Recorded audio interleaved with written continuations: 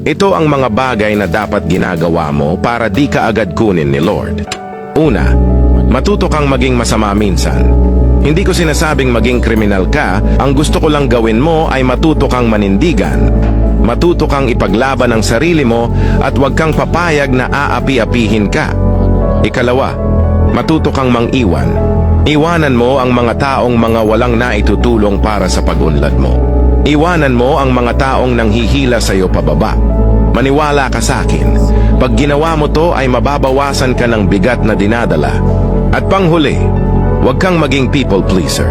Matuto kang tumanggi pag ayaw mo nang wala nang masyadong paliwanag. Alalahanin mong isa lang ang buhay mo, kaya gawin mo ng gawin ang magpapasaya sa iyo, hindi yung magpapasaya sa iba.